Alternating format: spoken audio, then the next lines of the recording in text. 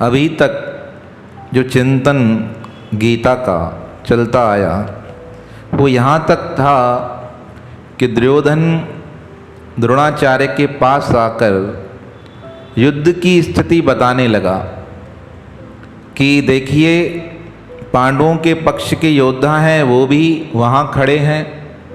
पीछे मुड़कर देखिए तो आपकी जो सेना है उसके योद्धा भी मदरते त्यक्त जीवता मेरे लिए सर्व अर्थों को त्याग कर लड़ने को तैयार हैं।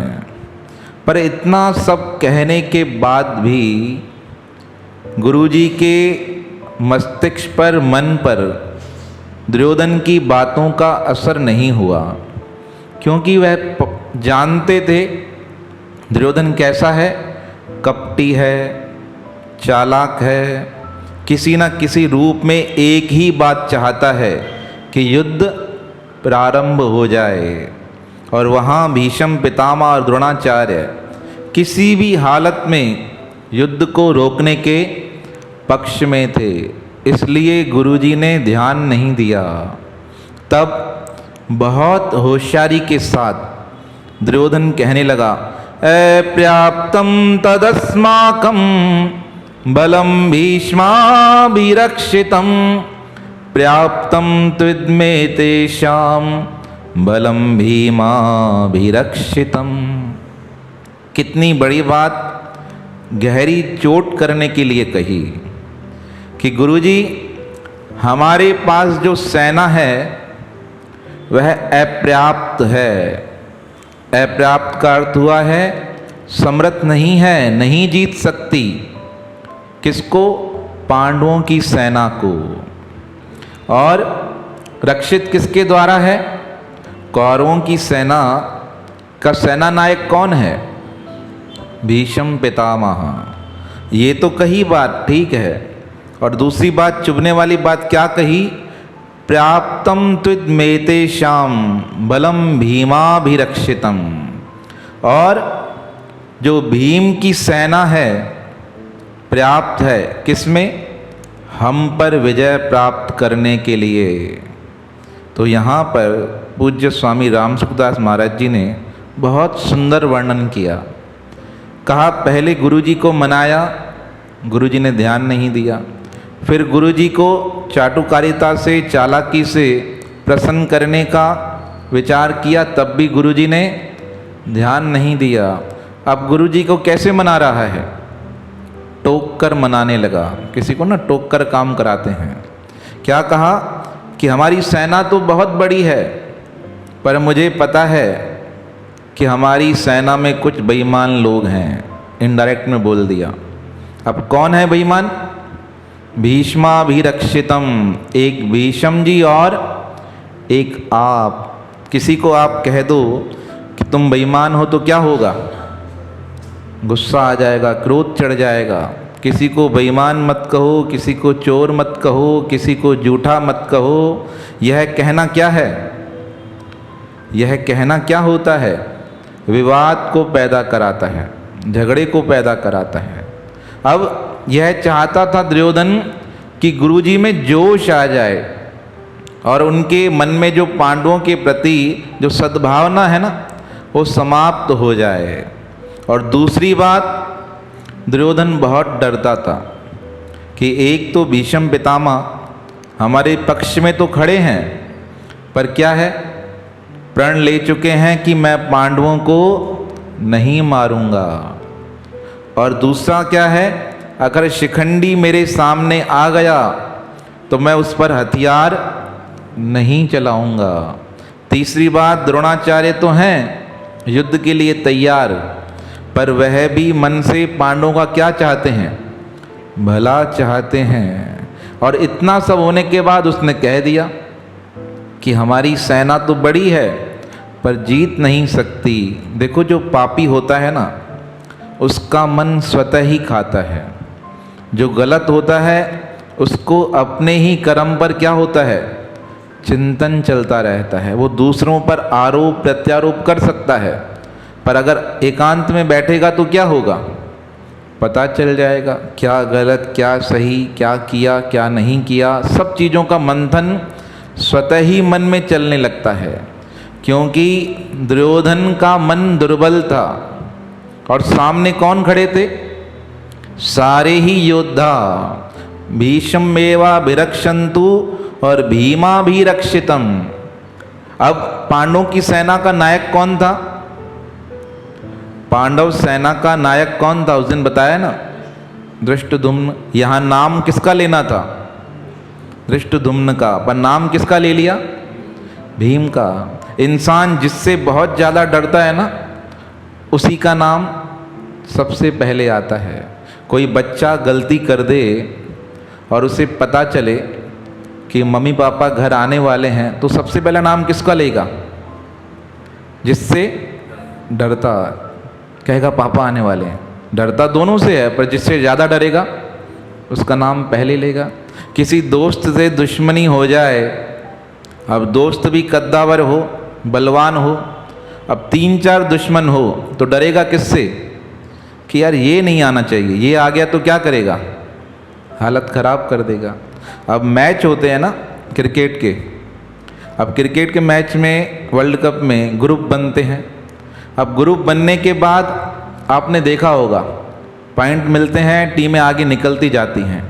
फिर देश वाले क्या कहते हैं कि इस टीम से नहीं भिड़ना चाहिए, अगर ये टीम आ गई तो क्या होगा? हार जाएंगे, हम जीत ही नहीं पाएंगे।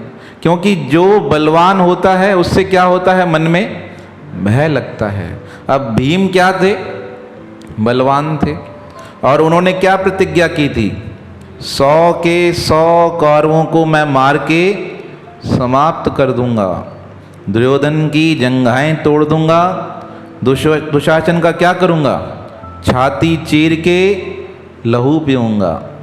इसलिए दुर्योधन बार बार डर जाता था, और बचपन से भीम बलवान थे। आप सब इतिहास की ओर जाएंगे ना, तो एक बार भीम को खीर खिला दी जहर मिलाकर कौरवों ने, और खीर खिलाकर नदी में फेंक आए। अब नदी में फेंक आए, 2 दिन तक भीम मिले ही नहीं। सबने सोचा कहाँ है। कुंती माता व्यथित हो गई, और नदी से होते होते भीम कहाँ पहुँच गए? पाताल लोक में। पाताल लोक के राजा कौन? वासुकी। नागों का लोक है, सर्प लोक है पाताल में। अब वहाँ पहुँचे तो भीम जी को देखकर प्रसन्न हो गए सर्प लोक वाले। उन्होंने कहा कहाँ से आए हो? कहा मैं कुंती पुत्र हूँ। इस प्रकार परिचय दिया तो आपस में रिश्ता निकल आया। अब भीम से कहा कुछ चाहिए? अवस्था थी 7-8 वर्ष की, ज़्यादा बड़ी नहीं। कहा भूख लगी है। कहा जाओ, वहाँ पर अमृत पड़ा है, पी कर आ जाओ, उसको पीने के बाद तृप्ति आ जाएगी। अब गए पीने के लिए, तो वहाँ 7 कटोरे पी लिए 7 कटोरे पीकर आ गए। तो जैसे ही आए तो उनका बल कितना हो गया? कहते हैं 70,000 हाथियों जितना बल आ गया भीम में।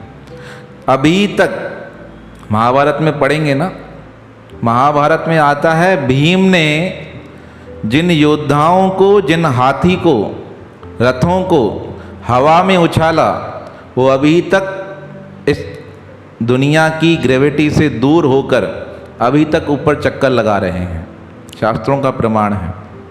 अभी तक वो रथ वहाँ घूम रहे हैं, हाथी घूम रहे हैं, उनको यहाँ की गुरुत्वाकर्षण से ही बाहर भेज दिया। इतना बलवान था भीम का शरीर। तो भीम से बहुत भय खाता था, कहता था वो भीम के द्वारा रक्षित है। स्वामी जी ने कहा भीम तो एक जरिया था, पर भीम क्या है? पुण्य में है, और दुर्योधन क्या है? पाप में है। तो जो पापी होता है उसको अपना ही पाप परेशान करता है। इसलिए गुरु जी के सामने भी उसे भय नहीं हुआ। अचानक जो शब्द मन में होते हैं ना, वही बार बार निकलते हैं। देखो अज्ञानवश कभी कोई चीज़ एक बार निकल जाए ना, तो समझ आता है कि यह गलती हो सकती है। पर एक व्यक्ति बार बार किसी बात को कहे तो समझ जाना इसके मन में क्या है, वैर है। जबरदस्ती बिना कारण के दुख की भावना से बार बार कह रहा है। क्योंकि दुनिया में हर किसी इंसान को, याद रखना, जिसको समझ है, जिसको बोलने की शक्ति है, उसे विवेक भी होता है, उसे पता होता है मैं क्या बोल रहा हूँ। पर अगर बार बार एक बात बोले तो उसके मन की स्थिति समझ आ जाती है। इसलिए विचारवान बनना चाहिए। सद्गुरु स्वामी हरदास स्वामी महाराज कहते थे, शब्दों पर नहीं जाकर शब्दों के अर्थों पर जाना चाहिए। शब्दों के अर्थ बहुत गहरे होते हैं। राम क्या है? मैंने बोला राम, तो राम क्या है?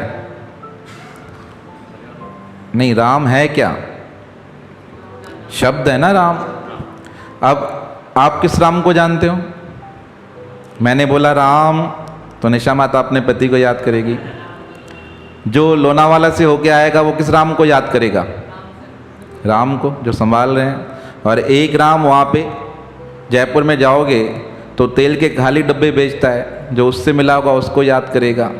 अब राम शब्द है और उसके अर्थ कितने हैं? अनेक। अब यह हमारे ऊपर निर्भर करता है कि हम अर्थ क्या लेते हैं। अब सामने वाले ने बोलने ले बोल दिया कि राम, पर शब्दों के अर्थ पर ध्यान देना है। शब्द बहुत मिलेंगे। स्वामी जी कहते हैं शब्दों का माया जाल है, वो ऐसा घुमाता है, ऐसा घुमाता है, अच्छे भले फिसल जाते हैं। पर जो उनके अर्थों को समझकर, उनके भावों को समझकर उनसे सत्य ले लेता है, सार ले लेता है, उसका कल्याण हो जाता है। आप गुरु मंत्र है ना आप सबके पास। गुरु मंत्र क्या है? शब्द है और थोड़ी है। किसी को भी बोल सकते हो, यहाँ भी बोल सकते हो, किसी को दे भी सकते हो। शब्द है, पर जो उसके अर्थ को विचार ले, वो शब्द, स्वामी जी कहते थे, जब अर्थ पर ध्यान जाता है ना तो शब्द स्वतः ही समाप्त हो जाता है। फिर वो अर्थ ही अर्थ चलता है। चिदानंद रूपम शिवोहम शिवोहम। उस स्थिति पर जाना बहुत कठिन है, साधारण नहीं है। तो गीता क्या है? गीता उन शब्दों के जाल से निकाल कर बहुत आगे ले जाती है। ये गीता को प्रथम अध्याय है ना जो, यह बहुत गहरा है। किसी भी शास्त्र की नींव उसका प्रथम अध्याय होता है। उससे आगे बढ़कर ही व्यक्ति आगे चल पाता है। तो प्रथम अध्याय के विषय में एक बार गीता प्रेस की पुस्तक कल्याण में पढ़ा। अंग्रेजों ने जब व्याख्याएं की ना इसके ऊपर, तो एक अंग्रेज बहुत विद्वान था, उसने गीता लिखी 17 अध्याय की व्याख्या की, पर प्रथम अध्याय की व्याख्या की ही नहीं। लोगों ने पूछा क्यों नहीं की? कहा यह विषाद योग है, इसमें कुछ कोई है ही नहीं। अर्जुन दुखी है, परेशान है, भगवान कह रहे हैं कि विषाद से कैसे प्रारंभ करता, इसलिए मैंने व्याख्या की नहीं। भारत आए, विद्वानों को पुस्तक दी, तो काशी के एक बहुत विद्वान पंडित थे, उन्होंने अपनी व्याख्या इनको देकर दिखाई, कहा पढ़ो। अब जब व्याख्या पढ़ने लगे तो अंग्रेज ने वही की वही व्याख्या उनके नाम से अपनी गीता में प्रकाशित की। क्या था? कहा यह विषाद योग नहीं, यह जागृत योग है। जब तक इंसान दुखी नहीं होता है तब तक जागता भी नहीं है। हम जागते कब हैं? आप सो रहे हो नींद में, कोई परेशान नहीं करे तो नींद खुलेगी? सपोज पंखा बंद हो जाए, चींटी शरीर पे चढ़ जाए, कान में मच्छर भिनभिनाने लगे, कोई चद्दर उतार दे, एसी फास्ट हो जाए, कोई गर्म पानी चेहरे पर गिरा दे, तो क्या होगा? नींद खुल जाएगी। तो दुख क्या करते हैं? दुख जगा देते हैं। इसलिए दुखों से घबराना नहीं। जब जीवन में जागृत का समय आए ना तो समझना कि दुख आने वाले हैं, या दुख आ गए तो क्या समझना कि हमारे जागने का समय आ गया है। जब जागने का समय आए तो भागना मत। देखो हम क्या करते हैं, जागने के समय दुखों को हटाने के लिए भागते हैं, भागना नहीं है। जागने का मतलब जाग जाना है, उसको समझना है कि क्या करना है क्या नहीं करना है। बस यही भूल हो गई दुर्योधन से। इतना सब बोलता गया, टोकता गया, तब भी गुरुजी ने ध्यान नहीं दिया। देखो यही बात है, गुरुजी के सामने कुछ भी बोलो, क्या बोलो, वो अगर गलत है तो क्या करेंगे, सुनेंगे पर अनसुना कर देंगे। हम देखते हैं ना, बहुत बार हम अनेक प्रार्थनाएं करते हैं कि गुरुजी ये दे दिला दो, प्रार्थना की साईं ये काम हो जाए, प्रभु ये काम हो जाए। सब काम होते हैं क्या? अगर सब काम होने लगे हमारे तो दुनिया से सारे दुख ही समाप्त हो जाएंगे, फिर कुछ बचेगा नहीं। सारे काम नहीं होते। हर एक बहुत सुंदर पंक्ति है, हर प्रार्थना अगर कबूल हो जाए तो इंसान मशगूल हो जाए। अगर हर प्रार्थना हमारी कबूल होने लगे, मैं बोलूँ कार आ जाए, कार आ जाए, मैं बोलूँ नौकर आ जाए, नौकर आ जाए, कहूँ यहाँ जाना है, वहाँ पहुँच जाए, अगर ऐसी स्थिति रही, भगवान सबको छूट दे दे एक दिन के लिए कि आप जो चाहोगे वो मांगोगे, सिर्फ एक को नहीं सबको, तो आप विचार करो क्या होगा। जो मरने वाला होगा क्या कहेगा, मैं आज मरूँ ही नहीं, मेरे को आज जीवन जीना है। तो कितने लोग नहीं मरेंगे एक दिन में? कल गूगल पर जाना, सर्च करना कि एक दिन में कितने लोग मरते हैं, देखना। ऐसे ही दूसरे दिन दूसरे लोगों को बोले तो दुनिया से लोग क्या होंगे, समाप्त ही नहीं होंगे। अब जब मरेंगे नहीं, दूसरे लोग आने को तैयार हैं, जो आने वाले हैं वो तो आएंगे ना, तो दुनिया कितनी बढ़ जाएगी। जो आप सत्संग हाल में लोग बैठे हो ना, आपकी गोदी में लोग बैठे रहेंगे, क्योंकि जाने वाले जाएंगे नहीं और आने वाले आने को तैयार हैं। तो प्रकृति के नियम ने बहुत अच्छा सुंदर संयोग बना रखा है कि आपको जाना है, पर जाने से पहले क्या करो, अपने जाने की यात्रा को सुंदर बना दो। देखो आपको पता है जयपुर जाना है मेले में, पता है ना, तो जाने से पहले आप क्या करोगे, नए कपड़े लोगे या नहीं लोगे?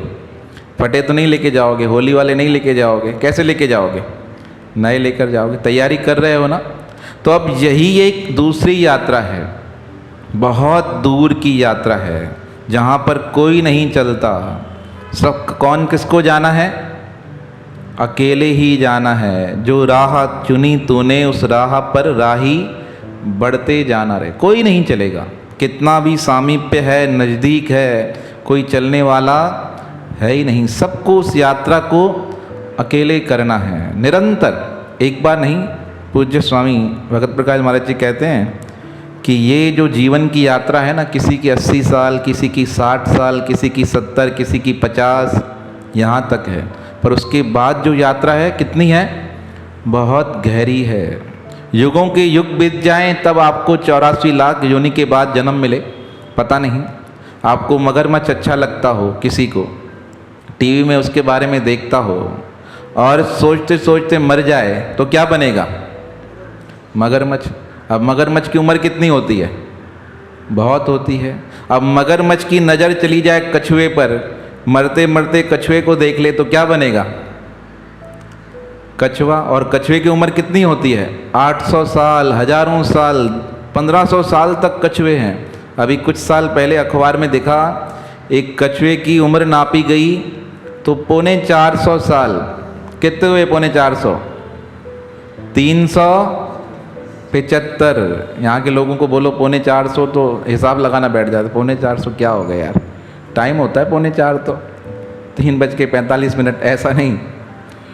375 वर्ष का कछुआ मिला और स्वस्थ मिला, उसका परिवार उसके पीछे घूम रहा था। बताओ, ऐसी नज़र पड़ जाए हमारी तो कहाँ चले जाएंगे, उसके पीछे ही घूमते रहेंगे।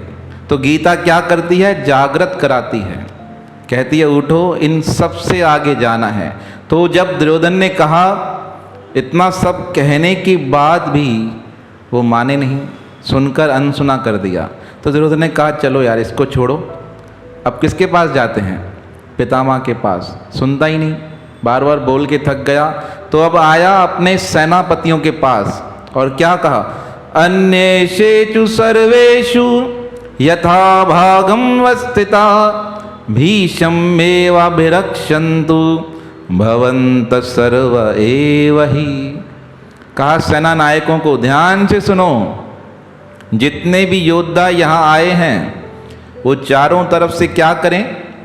भीष्म की रक्षा करें। इसे क्या लगा? ऐसे कहूँगा तो भीष्म जी क्या होंगे? प्रसन्न हो जाएंगे। क्योंकि किस लिए कहा?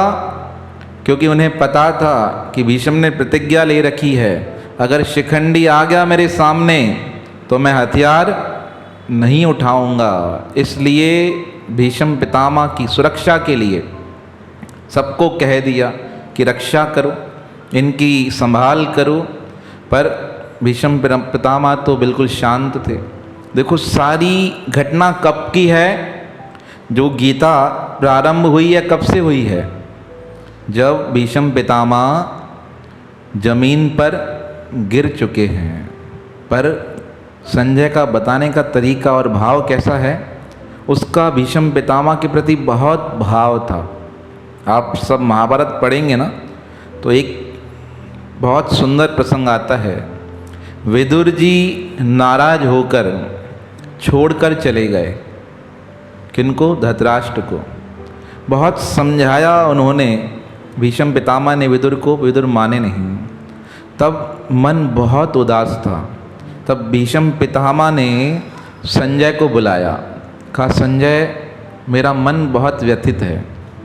तब संजय आया। संजय है घोड़ा चलाने वाला सारथी, पर उसका भी सम्मान किया भीष्म पितामह ने और अपने समीप बिठा दिया, पर बैठने को तैयार नहीं हुए। तब भीष्म पितामह बैठे हैं अपने सोफ़ा पर। आज के ज़माने के हिसाब या कुर्सी बोल दो या एक तख्त बोल दो, तख्त पर बैठे हैं और संजय ने उनके चरण पकड़ लिए। कहा प्रभु आपने याद किया मुझे। क्या कहते हैं? संजय मेरा मन बहुत व्यथित है, उदास है। तब संजय पता है क्या कहता है? झूठ नहीं बोलता। संजय क्या कहता है? मैं हूँ छोटा, मेरी बात आपको बुरी लग सकती है, पर आप अगर सुनना चाहें तो मैं सुनाऊं। कहा सुनाओ संजय, क्या कहना चाहते हो? जब मन उदास हो ना, सब सच को स्वीकार कर लिया करो। ऐसे नहीं कि सबके सामने मानना है, एकांत में सच को स्वीकार कर लिया करो। सच को स्वीकार करने से क्या होगा? मन हल्का हो जाता है। बिल्कुल कोई निश्चित बात के जीवन में एक व्यक्ति ऐसा होना चाहिए जो आपकी हर बात को स्वीकार कर ले। आप यह भी कह के आओ ना कि मैं मार के आया हूँ, तब भी वो क्या करे? स्वीकार कर ले। आपको सज़ा गवर्नमेंट देगी अलग बात है, पर उसको पता होना चाहिए कि आप क्या करके आए हो? मार के आए हो। इतना विश्वास आपका उस पर होना चाहिए, बहुत विश्वास। संजय को कहा बताओ क्या बोलना चाहते हो? संजय ने कहा पितामह आपने सारा जीवन बहुत धर्म से व्यतीत किया, पर आज जो दुखी है ना उसका कारण क्या है कि आपने द्रौपदी के साथ क्या किया है? अन्याय किया है। सारी सभा में उसका चीरहरण हो रहा था, उसके वस्त्र उतारे जा रहे थे, पर आप वहाँ मौन बन के रहे। इसलिए आपका मन क्या है? दुखी है, परेशान है। यह बात सुनकर भीष्म पितामह को क्रोध नहीं आया। कभी कोई एकांत में आपको कोई चीज़ समझाए ना तो उस पर क्रोध मत करना, उसको स्वीकार कर लेना। देखो अगर गलत होगा ना तो पब्लिक के सामने कहेगा, पर एकांत में कह रहा है तो आपका क्या है? हितैषी है। उसकी बात का कभी भी बुरा नहीं मानना। हम क्या करते हैं, एकांत में समझाए तब भी गुस्सा आ जाता है, नहीं इसने बोला कैसे, मुझे कैसे कह दिया। नहीं, वो सिखा रहा है, समझा रहा है। अगर उसको ही रोक दोगे तो वो जीवन पर्यंत भी आपको सिखाना बंद कर देगा। पंचतंत्र में बहुत सुंदर कहानी आती है, अभी तो बताएंगे, याद तो आ रही है पर समय आएगा तो बताएंगे। बहुत चीज़ें जो शास्त्रों के प्रमाण से हमें सीखने को प्राप्त होती हैं। तो अब संजय ने तो कह दिया पितामह वो आपका पाप है ना, वो आपको क्या कर रहा है? परेशान कर रहा है। यह सोचकर मन व्यथित हो गया। संजय से कहा संजय तुमने मेरा मन हल्का कर दिया। वहाँ से भीष्म पितामह जब युद्ध करने आए तो अब दुर्योधन को पता था कि पितामह, देखो दुर्योधन के विषय में महाभारत में एक बात आती है, चारों वेदों का ज्ञाता था। चारों वेदों का ज्ञाता था, सारे पुराण उसने कंठस्थ कर रखे थे। देखो इतना विद्वान था। और उसका जन्म कैसे हुआ। स्वर्ग लोक में एक सभा हुई, उस सभा में भगवान प्रकट हो गए विष्णु। देवता कहने लगे महाराज पाप बहुत बढ़ गया है, दुनिया में पाप बहुत बढ़ गया है, राजा लोग पाप कर रहे हैं। तब भगवान ने क्या कहा, चिंता मत करो, कलयुग के रूप में दुर्योधन जन्म लेने वाला है, उसका वध पांडवों के द्वारा होगा और वापस स्वर्ग में आकर बैठ जाएगा। ये सब भविष्यवाणियाँ थी, भगवान ने पहले ही कर रखी थी। इतना वो ज्ञाता था, होशियार था। अब उसको भगवान ने निमित्त बना दिया सबके मौत का। परमात्मा किसी को छोड़ता नहीं, मौत किसी को छोड़ती नहीं, कोई ना कोई निमित्त बन जाता है। अब रास्ते से जा रहे हो, अचानक से पत्थर गिर गया और क्या हो गया, मर गए। आप जा रहे हो कहीं घूमने, अचानक से हार्ट क्या हो गया, चलते चलते फेल हो गया। और आप गा रहे थे मेरा दिल ये पुकारे आ जा, और उधर से क्या हो गया, काल गाड़ी लेके आ गया, कहा चलो बैठो, मेरे को बुलाया ना तुमने, आज ही बैठो, आज ही लेकर जाऊंगा। तो ऐसा नहीं कि काल तैयार है हर स्थान पर। तो अब भीष्म की रक्षा के लिए दुर्योधन ने कह दिया। अब दुर्योधन के कहने पर सब भीष्म की रक्षा कर रहे हैं। इसके उपरांत भीष्म पितामह ने क्या किया उसका वर्णन आगे किया जाएगा। बोल श्री कृष्ण चंद्र भगवान की, गीता मैया की जय।